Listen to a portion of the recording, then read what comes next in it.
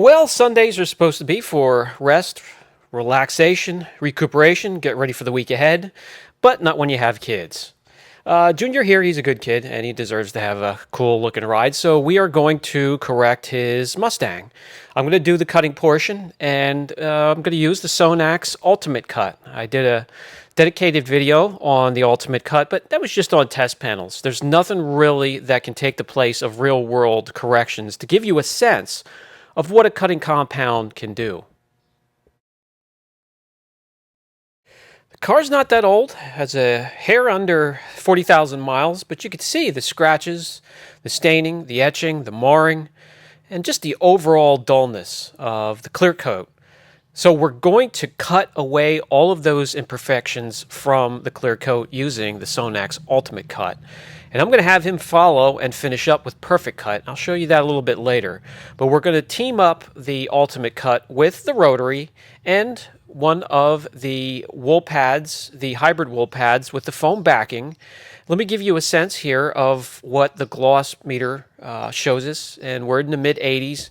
Not very good at all. If you watch the channel, once we get over the 90s, into the mid-90s, that's where we get into some real gloss and reflection. And we're going to work on that today. Before we get into the cutting, by the way, the car has been washed, decontaminated, clayed, all of that. We do want to protect some things. There are some textured plastic pieces that are trim on the exterior of the car. And I may repeat myself with this, but I definitely want you guys to protect them. Doesn't matter what type of a polisher or pad you're using. Save your backside. And that's if you're working on a customer's car. If you're working on your own, save the trim. No, this isn't 3M today. Today I'm using the Demon Tape Superior Masking Solutions Optimum. I'll put a link down below. This is quality tape. The adhesive Guys, the adhesive is important. Strong enough to keep the masking tape down when you're passing a polisher over it so it doesn't lift up, and transfer the adhesive onto your pad, yet not too strong where it holds on to whatever surface you're applying it to and brings it up with the tape, so it's a perfect balance. Working from top to bottom, one panel at a time, we're going to start with the roof. And as you can see, scratching, swirls, etching, staining, all kinds of stuff. He just picked a car up not too long ago, so who knows what was in its history. There's some pigtails in there, all kinds of stuff to remove.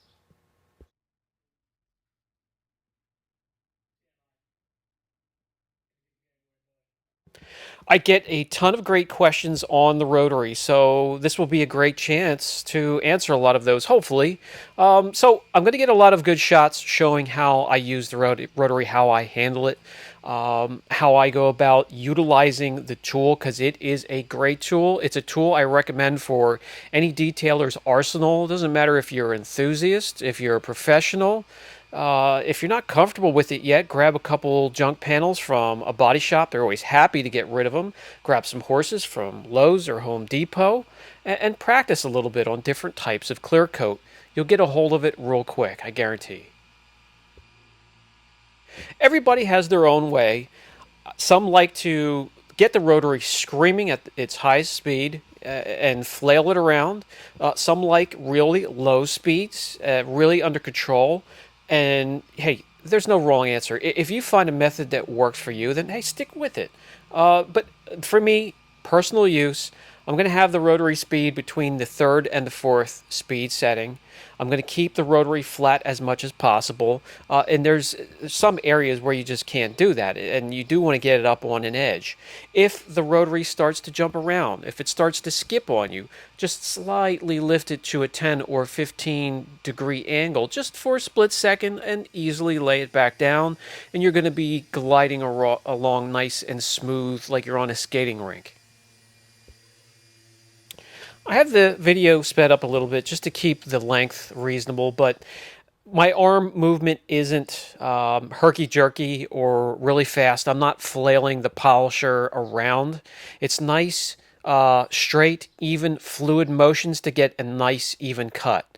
I'll wipe off the residue, and we'll come in and take a look, and this is just after one pass.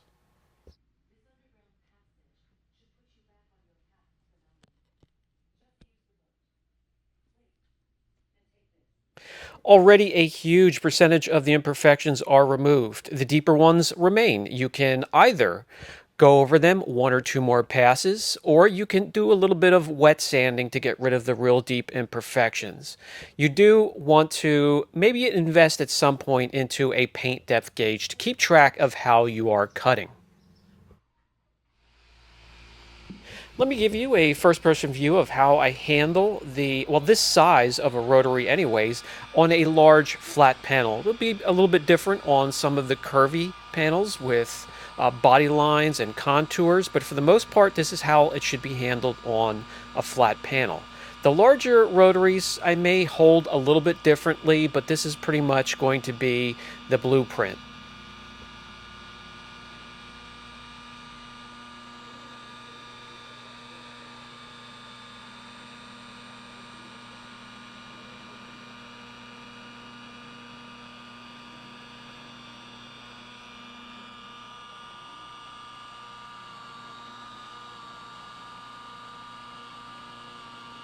Once again, notice the polisher's not screaming on the highest speed, and I'm not doing a flailing mow down motion. Just nice, even crisscross patterns for a nice, even cut. Let's get a couple measurements. Up here, we should see between 4.5 and 5.8 mils average on this type of vehicle that really hasn't been cut before. So we're on the top end of that, and that's great. So let me show you what 2 mils of clear looks like. Yeah, extremely thin, thinner than the wrapper on a pack of gum. And 2 mils is what manufacturers want on your car to protect the gorgeous base coat underneath. So we have cut the front clip of this car, and Junior is following me with the Sonax Profiline Perfect Finish and a nice soft finishing foam pad, and this is the way it's turning out. So what I've learned using the Sonax Ultimate Cut for quite a few corrections now is medium and hard clear coats you can cut and then finish down with something like 3D1 or Perfect Finish, and you're done. You can go protect from there. We can take a look at this back trunk lid and see just as many imperfections as the roof. So we'll take care of that as well. But to get back to using the Ultimate Cut on different types of clear coat, when we get to soft clear coat, it may be a little too harsh, and I might stay away from that as use for a cutting compound and use something like maybe the cut and finish in the Sonax line. This is definitely something here, the Ultimate Cut, that can really compete with 3D ACA. What I've learned is the Ultimate Cut cannot finish quite as well as ACA can.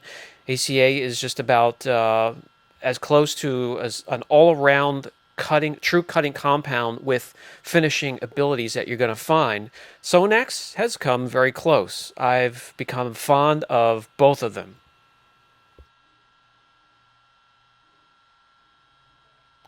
As I mentioned earlier, you want to hold the rotary as flat as possible. Ideal, but it's just not realistic for the whole car. So I want to show you here on the trunk here how I handle going around the edges, emblems, contours, body lines, and such.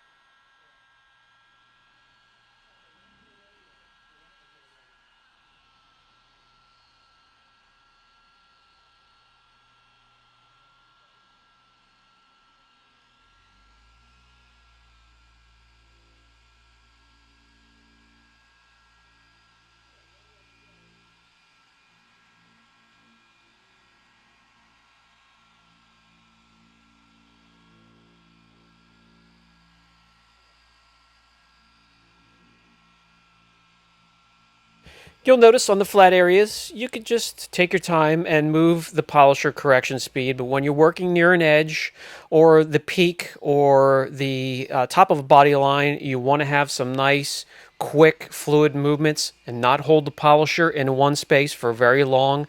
You're creating a ton of friction with the wool pad and the rotary.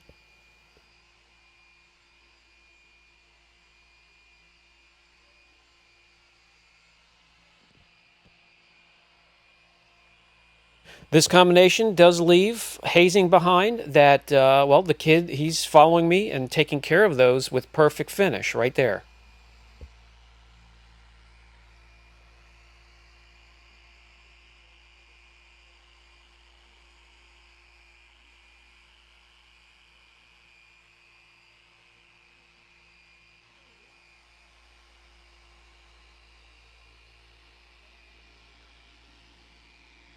Almost finished. Just two more panels to go. Let's work on the door here. Fingernail, jewelry, anything could have come in contact with the clear in this area, but it is heavily swirled. And I'm very confident with one pass, we're going to be able to take care of all of those imperfections with this combination.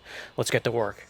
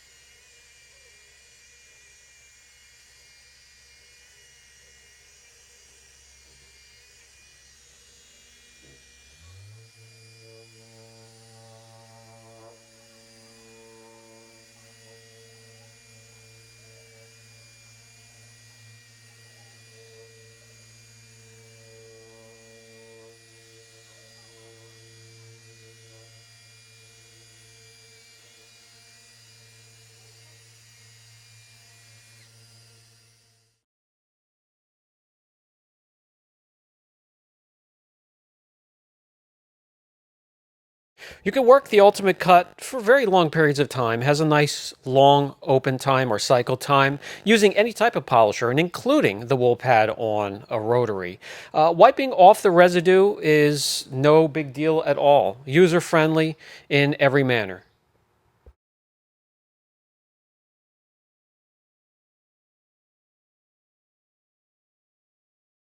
The imperfections have been safely cut away from the clear coat, so to speak, and it just needs to be finished up or finished out with a very fine compound. We have one panel left. That is the back quarter panel. Let's breeze through that. We're on the home stretch now. Let's finish.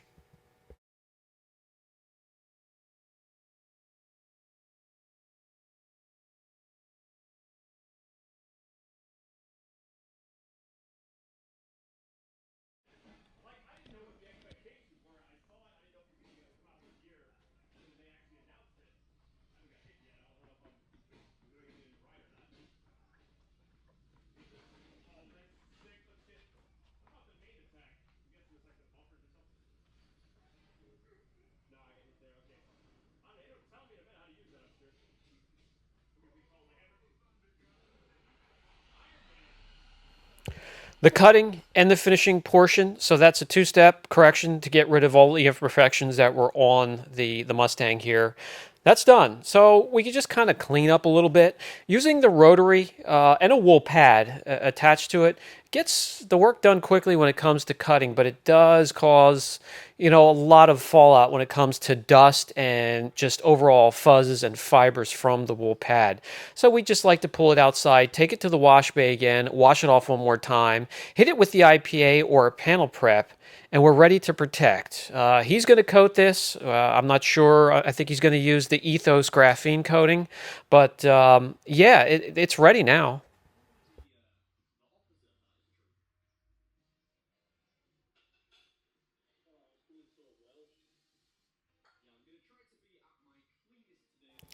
As we pull it outside to take it and wash it, I just told him to stop right there so we can walk around one more time under my harshest critic, and that's sunlight.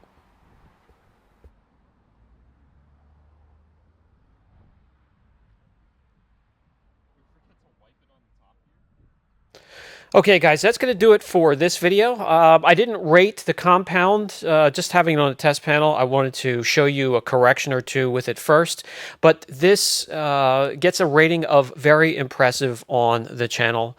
Sonax Ultimate Cut, highly recommended.